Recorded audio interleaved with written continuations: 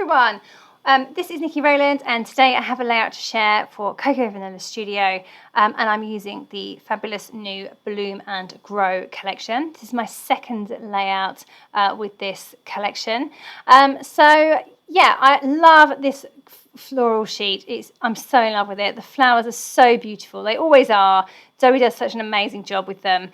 Yeah, I couldn't wait to start fussy cutting those. So I thought I'd start off by heat embossing my title first of all. So I have a small embossing ink pad, and then I've got going for a rose gold. I think it's called Passion.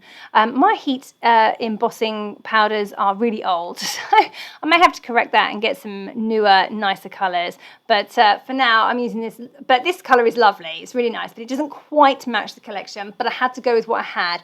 I have ordered some new ones, so we'll see what they're like when they arrive.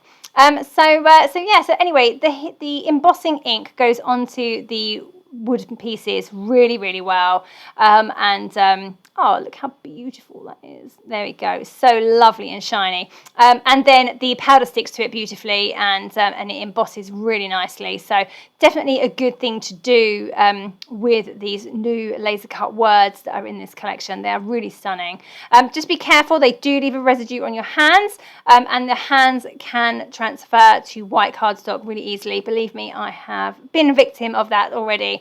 But actually I just used a rubber and it rubbed out quite nicely. So it wasn't too much of a problem, but just be prepared that you will get a dark residue on your hands, and you may need to wash your hands after poking them out of the background.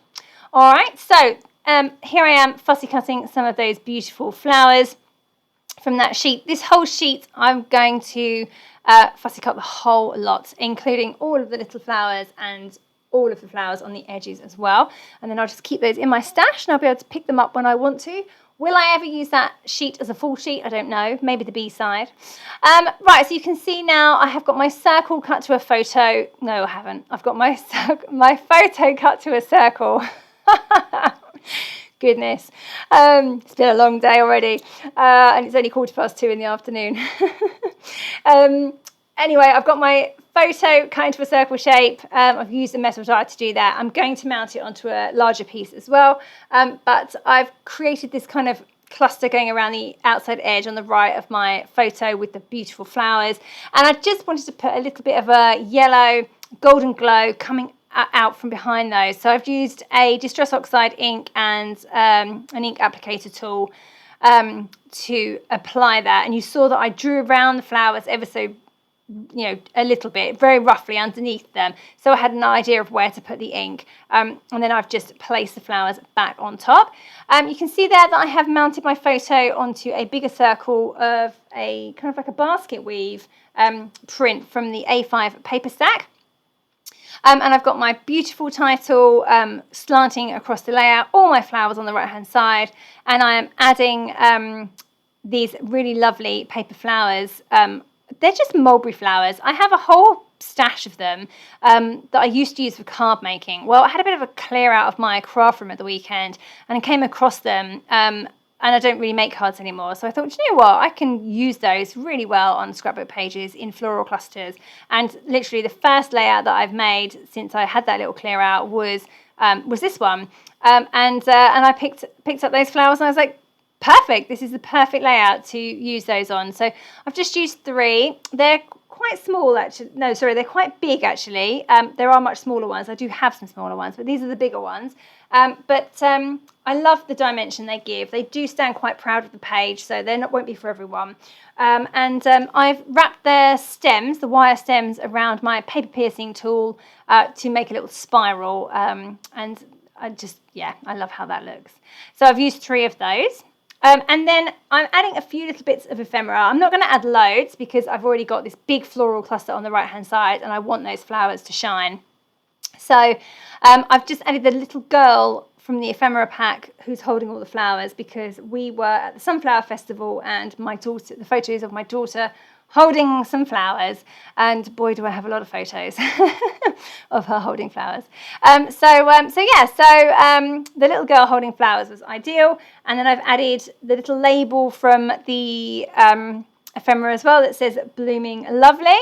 And I've just coming in now with a couple of golden hearts from the little puffy hearts pack. Well, actually I just used one golden heart, I think, on the ephemera heart as well, and I had to stick that down. I used glossy accents, and then I had to put something over the top of it to hold it in place. Oh, here's my blooming lovely label going on now. I'm having some trouble with my foam pads at the moment. The manufacturer of them must have changed the recipe because they're super hard to get the backs off now, which is very disappointing. So I might have to look for some different ones. Yes, I'm spending a lot of time trying to get the backs off my foam pads, and as a result, I'm not using as many. So yeah, I might have to rethink that one. Put in a couple of label stickers in there from the accessory sheet. So I've got Growing Up So Fast, Love You So, and then over the title, Beautiful, I've got You Are So, and then Beautiful obviously finishes my title. So lovely.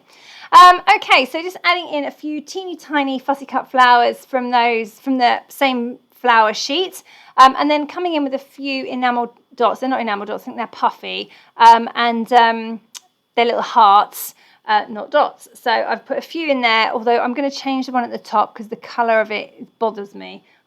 Need to go for a lighter colour, so I'm going to take that off and put a lighter one on at some point. There we go. I've just sprinkled over, I think, some sequins. So some yellow, white, and kind of turquoise, although I don't think any of the turquoise ended up on the layout.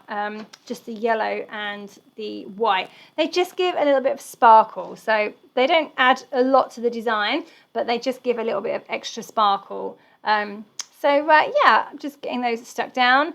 Yeah, there we go. They're all stuck in place now. And I'm going to finish off with a few splatters of gold paint. I'm absolutely loving the gold in this collection.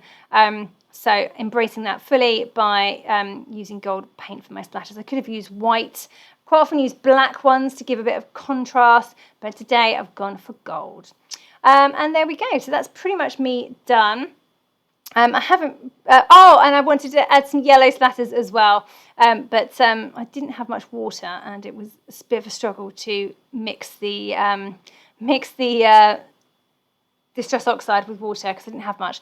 But there we go, all done. And yeah, I'm loving how that one turned out. I love that big floral cluster. Look at all those beautiful details. They're so pretty.